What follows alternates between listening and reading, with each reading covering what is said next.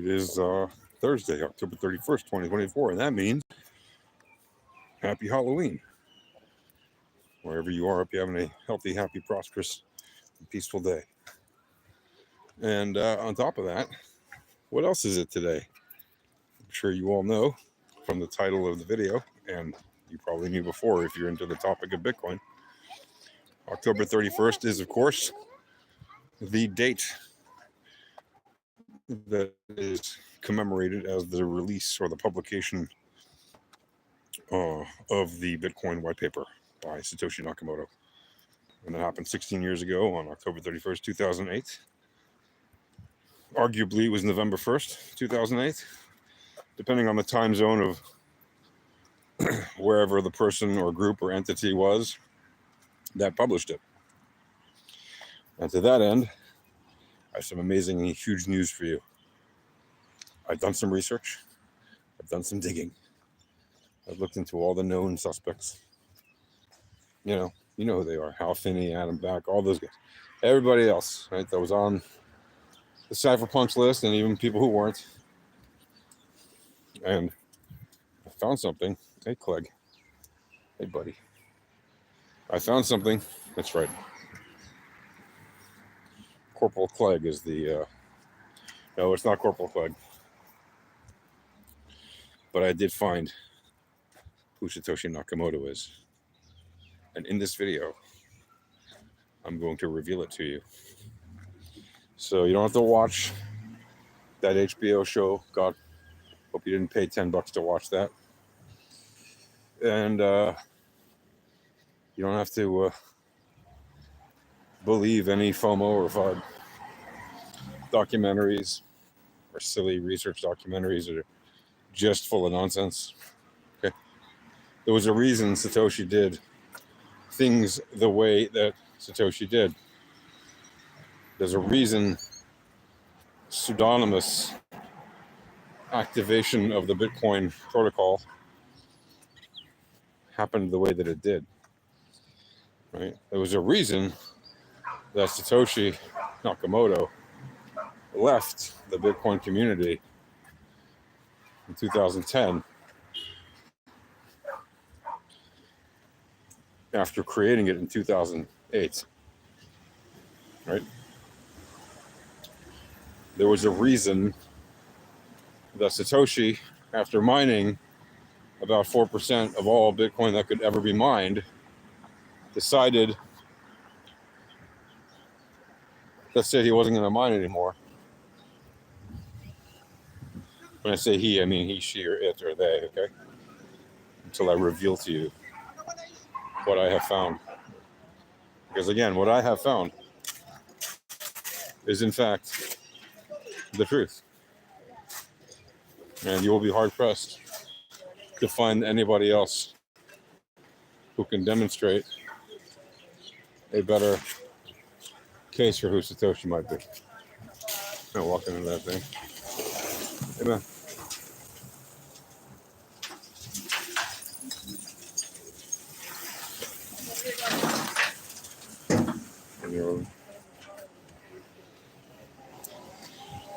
Construction sites are always a joy to walk by. Yeah, I like walking under particularly heavy equipment, so I take the longer route if I have to. Hey, I see you there. So yeah, right, there's a reason that Bitcoin was created with the kind of divisibility and scalability and portability and uncensorable qualities that it has. Right? And even though it's not a purely privacy designed network, it is a public ledger. So if you know someone's wallet address, you can see exactly all of their transactions in that wallet since the beginning of the existence of that wallet. Nevertheless, wallets can be pseudonymous or even anonymous if appropriate steps are taken. So there's a reason that it has that option for people who know what they're doing. And these things did not happen by accident. Okay? What Satoshi created was he really did revolutionize money. Okay, again, he meaning whoever Satoshi is. Okay, Satoshi actually changed the game. Okay, this is not. We do not live in an age anymore where you need to rely solely on fiat currency. Okay, point in fact. Okay, there are people who live entirely on crypto. I can tell you that I have done that for quite a long period of time at different stages in my life over the last 16 years now. That there are different periods when I was generating 100% of my revenues through Bitcoin and other crypto. So it is not the case that we live in a world where people have to have fiat. Yes, it is still useful because a lot of people still don't accept crypto. So sometimes you need to off-ramp some of that crypto to fiat, and you do that by converting it at a place that'll, that'll change it for you if you don't have the funds on hand, right? So you can do that through many different services, right? Bitcoin ATMs or Bitcoin change spots or whatever it is, crypto change spots. There's a lot of different services that'll exchange your Bitcoin for crypto. Some of them are online, some of them are offline. It depends what you have, right? Now you can even do it on PayPal or, other services like that, right? And of course, you can also do it on services that'll put it directly on your credit card, right?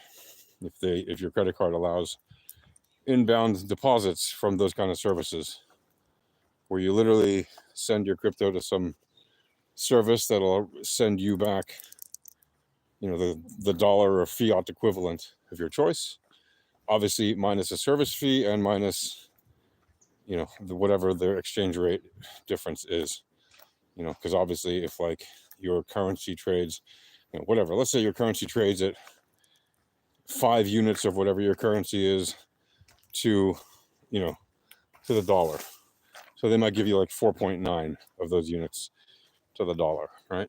Or whatever the number is. You'll still get the vast majority of it, but you'll just pay a fee. And yes, sometimes that fee can seem pretty high compared to like going to an ATM and taking money out. Well, that's because when you go to the ATM and take it out, even if you're traveling overseas, the exchange rate between different fiat currencies, right, the ATM is usually going to give you something close to parity of the actual exchange rate. And they're not going to charge you so much of an exchange rate fee as local brokers will. And that's for obvious reasons, right? Big banks can charge lower fees because by volume, they're making a ton more on fees than they are trying to make nickels and dimes off the exchange rate. Whereas little local change spots, they're doing a good business, a healthy tick, it's a healthy rate of transactions, but they're still making most of their money on the exchange rates rather than on the fees. So, whatever, it all works out. And different services have different exchange rates and different service fees, so keep that in mind. But the point is, yes, it is entirely possible. We live now in a new age where you have the choice to earn in fiat or crypto in many places. There are a lot of places that will pay you in crypto, right, for your work, just as there are a lot of places that will pay you, and most places will still pay you in fiat, right?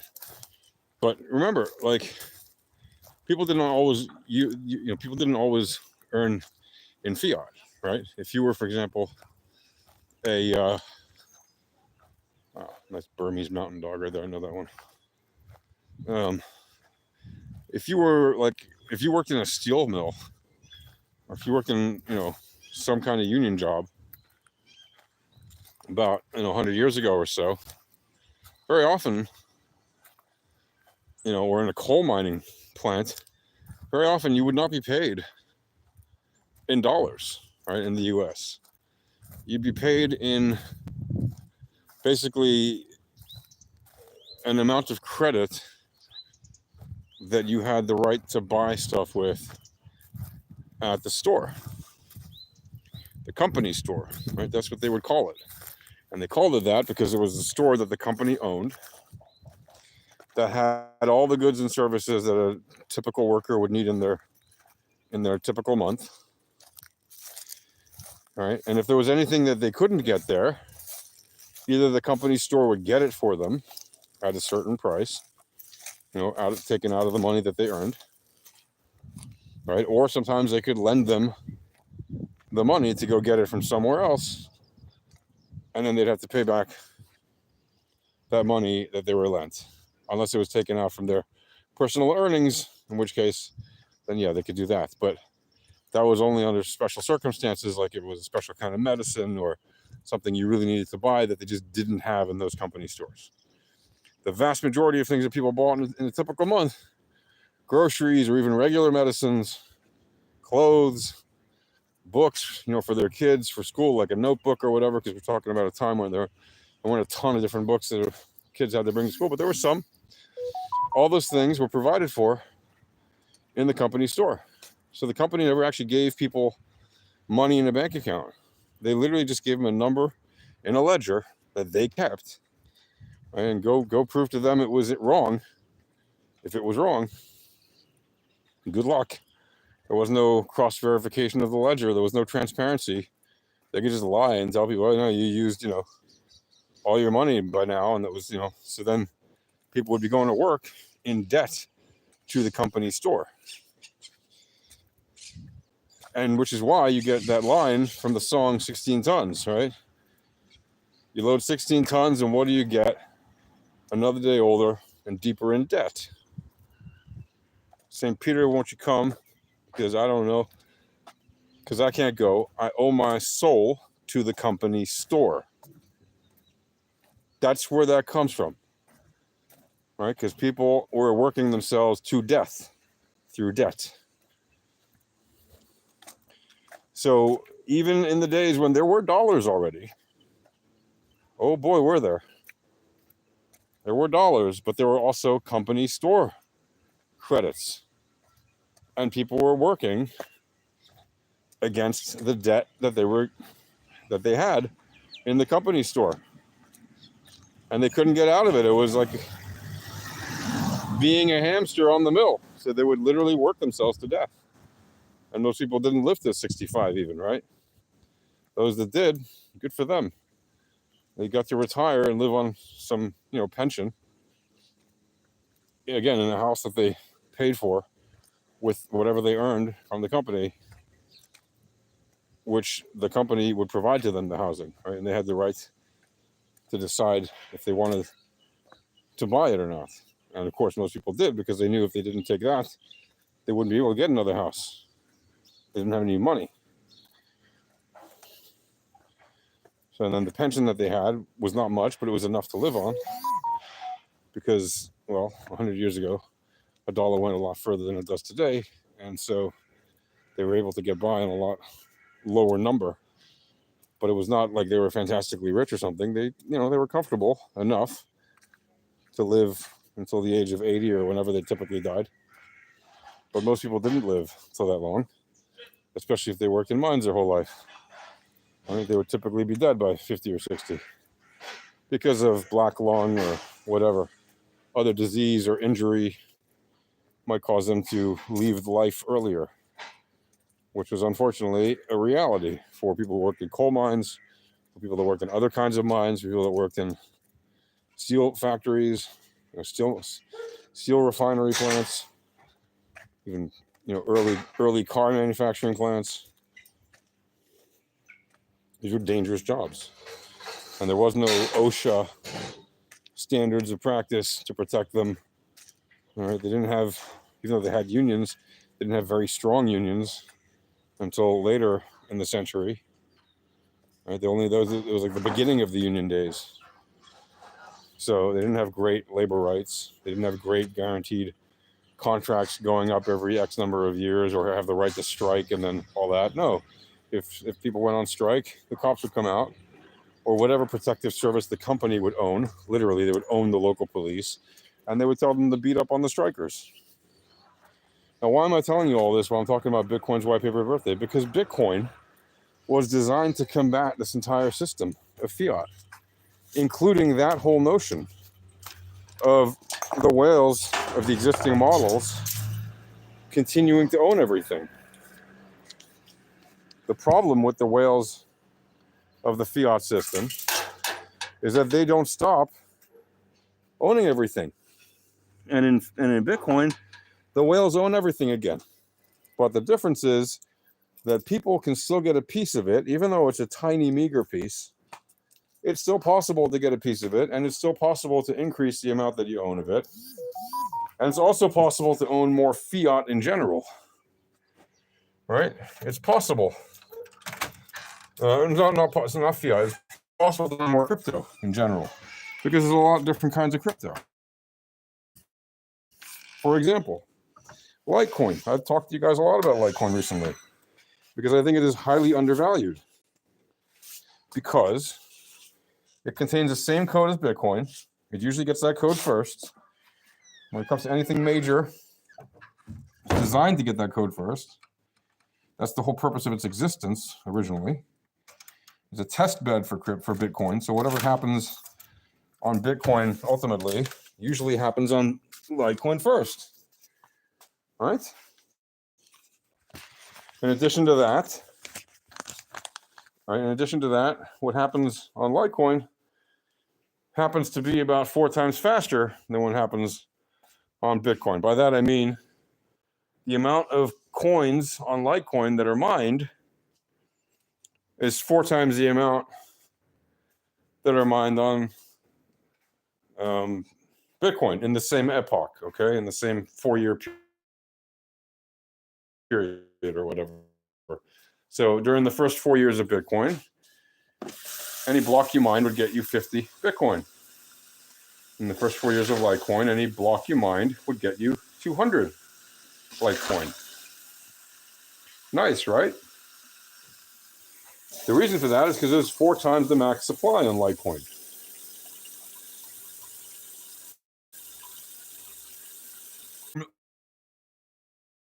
Of 84 million coins. There's just 84 million Litecoin. It's actually a very low max supply amount, just as Bitcoin is an incredibly low max supply amount.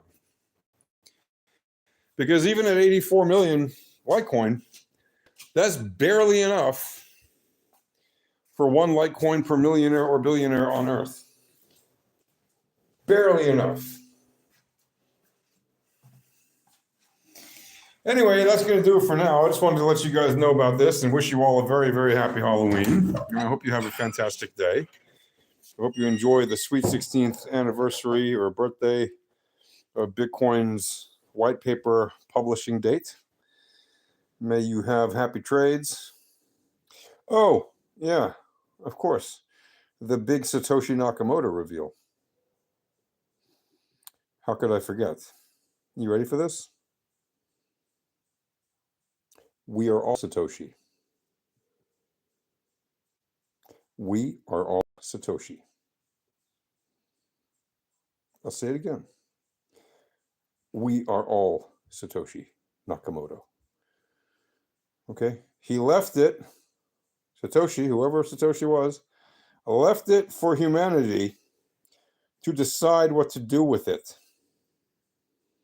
That means it's upon all of us to make our own decision, whether we know it or not, whether you ever heard of Bitcoin or not, whether you ever use Bitcoin or not. You're deciding through action or inaction what happens with Bitcoin. And those who know about it and those who are involved are the ones deciding actively what will happen with it. They're the ones who are making it what it is. They're the ones who are either holding it, investing in it, trading it, buying, selling, whatever. Bitcoin is a product of the people that use it. Yes, Satoshi Nakamoto created the white paper and created the Bitcoin network and created Bitcoin. Yes, it's true. But since Satoshi Nakamoto walked away since 2010, literally, we are all Satoshi Nakamoto. Now, the original Satoshi Nakamoto's wallets have more than 1 million Bitcoin in them, and we don't get to have those. unless you figure out some way to crack the seed phrases of each and every one of his wallets, of which there are many, right? Because there's roughly one block in each wallet, one block's worth of mining, so roughly 50 Bitcoin in each one of his wallets. He's got 1 million of them, so that's a lot of wallets. But yeah, any one of his wallets has roughly, most of them have 50 Bitcoin apiece. And many of them are known, but not all of them are known, probably. So whatever amount Bitcoin Satoshi left unusable, inaccessible, is sort of donated to the value of Bitcoin because it will never move, most likely. And people perceive that to mean that it increases the value of the remaining coins that are active, which is not necessarily the case, but that is how people like to position it. But that doesn't matter because the point of Bitcoin isn't the bloody price. The point of Bitcoin is financial freedom, the kind of financial freedom that you do not have with fiat currency of any kind. So again, Satoshi Nakamoto is all of us. It's everyone. We are all Satoshi, whether you like it or not. Oh, okay, maybe you could say except Craig Wrong. Maybe he's not Satoshi because we know that because of court. But the point is, everyone, including Craig Wrong, is lumped into the big phrase, we are all Satoshi. In the sense that, look, even the wrong things that Craig Wrong did, claiming he was the original Satoshi, and then being proven otherwise in court, even that contributed to the active history of Bitcoin. And even people who don't know about it and don't do anything with it are contributing to the active history for the archives of Bitcoin. So, if 7 billion people or whatever, if 4 billion people on Earth don't know, have never heard the word Bitcoin, that's still a fact. 15 years later, after Bitcoin's introduction, still half the world has never heard of it. Kind of amazing, but yeah, they haven't heard of it, but half the world has. That doesn't mean half the world has some. There's only like 45 or 50 million active accounts with $1 or more of Bitcoin in them. That's a tiny percentage, basically negligible. But cryptocurrency, thanks to the invention of Bitcoin, has changed the entire paradigm of money and finance in the world. And that is all thanks to what Bitcoin did to finance. And that is all thanks to what Satoshi Nakamoto did when Satoshi Nakamoto published the Bitcoin Whitepaper 16 years ago on this day. So that's it. See you guys later. Happy Bitcoining. Cheers.